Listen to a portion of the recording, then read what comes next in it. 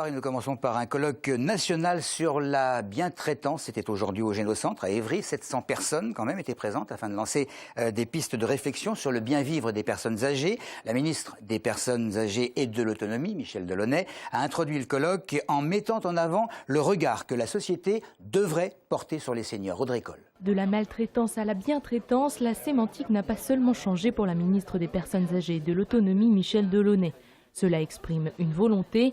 Pour elle, il faut mettre en avant les droits fondamentaux des seniors et leur liberté de faire des choix.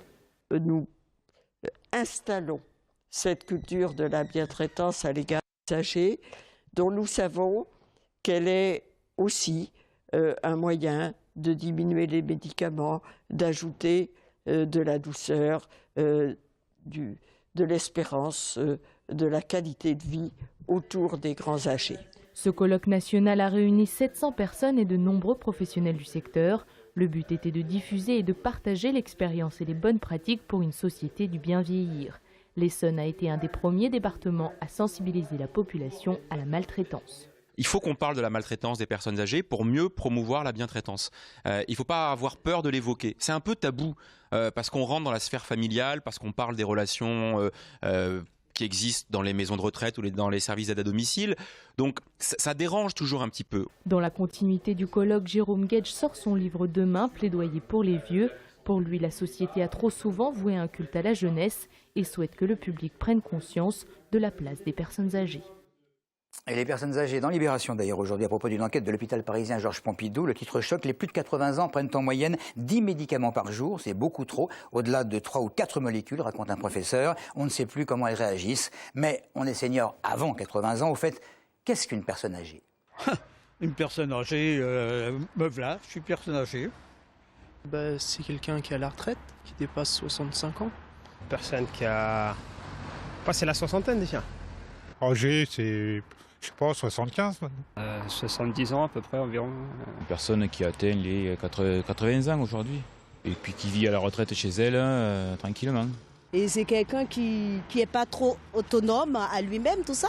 Une personne âgée, mais qui prend de l'âge, quoi, et qui a peut-être pas, disons, la même performance que lorsqu'elle était jeune. Je dirais plus à partir de la tranche de 70 ans. A besoin de soutien, d'aide pour la vie au quotidien par rapport à son âge avancé. Une personne qui a du mal à être mobile, après une personne est une personne, elle peut être âgée puis être jeune dans son cœur. La situation à Corbeil à présent, si le député Carlos da Silva a fait parvenir au Premier ministre aujourd'hui une lettre dans laquelle il demande que le scrutin des prochaines municipales puisse être, je cite, d'une sincérité inattaquable, on fait savoir du côté de la mairie qu'il n'y a rien de bien nouveau dans le fait annoncé hier dans les médias que Serge Dassault soit convoqué par les juges comme témoin assisté et que la seule nouvelle information, c'est le choix de la date, c'est-à-dire le 2 octobre.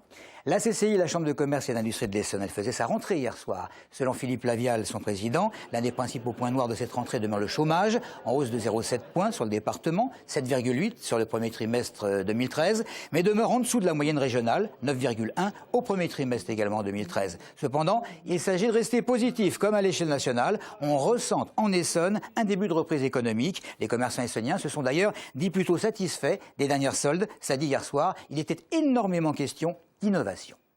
Le plateau de Saclay, la base aérienne 217, 650 hectares à aménager, le grand stade de rugby, le Génopôle. Nous avons vraiment des potentiels fantastiques. La seule chose, c'est que désormais maintenant, il faut que tous ensemble, nous travaillons à améliorer les transports, à améliorer les relations entre les différents partenaires. Dans une période un peu où la sinistrose c'est un peu le commun de tous les jours, c'est bien d'avoir des messages porteurs un peu d'espérance et je suis ravi que le plateau de Saclay en fasse partie. On a une feuille de route qui est assez claire, maintenant ce qu'il faut c'est tenir les objectifs, notamment en termes de transport, en termes de financement et on est tous vigilants et tous mobilisés pour la réussite de ce cluster, pour le plateau de Saclay et puis pour toutes les zones. Nous l'évoquions hier, le nouveau permis européen il est entré en vigueur. Quel changement pour les usagers, les agents de la préfecture?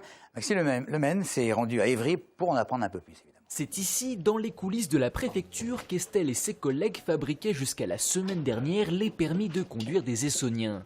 Une confection artisanale via cette imprimante et ce laminateur qui permet de fixer la photo sur le fameux papier rose. Mais depuis hier, tout ça, c'est de l'histoire ancienne grâce au nouveau permis de conduire européen. De la taille d'une carte de crédit, il contient une puce électronique difficilement falsifiable qui contient les informations auparavant imprimées. Au niveau des agents qui traitent les dossiers de permis de conduire, il y a effectivement une évolution des procédures. Ça va permettre déjà de limiter le nombre de manipulations, puisqu'on ne va plus éditer les permis de conduire en préfecture. L'édition se fait au niveau de l'imprimerie nationale. Et au niveau du logiciel, de l'outil de travail, l'évolution de l'outil informatique est en cours. Donc ça va permettre très rapidement d'avoir un outil informatique beaucoup plus agréable et avec une ergonomie beaucoup plus sympathique. Pour les usagers, pas de grands changements. Le nouveau permis reste gratuit, les démarches se font toujours à la préfecture d'Évry. Seule différence notable, les conducteurs reçoivent désormais leur permis par la poste. Enfin, ne vous précipitez pas pour échanger votre vieux permis cartonné contre un nouveau. Seuls ceux délivrés entre janvier et septembre 2013 seront échangés l'an prochain. Pour les autres, il faudra attendre 2015, mais ne vous inquiétez pas, vos permis sont valables jusqu'en 2033.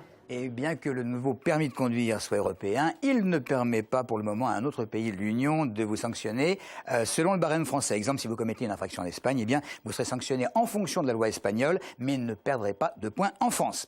On passe à la 12e semaine européenne de la mobilité. Elle a débuté hier, l'occasion d'encourager collectivités, entreprises, associations et établissements scolaires à repenser leur façon de se déplacer en privilégiant évidemment des transports plus écologistes et économiques. Stéphane Baudet a expliqué à Joanne Garcia l'importance de cette semaine pour le réseau de bus du Centre-Essonne. C'est un moment d'échange avec les usagers sur les horaires, sur la tarification, etc. C'est aussi de faire connaître les transports publics à celles et ceux qui ne les utilisent pas.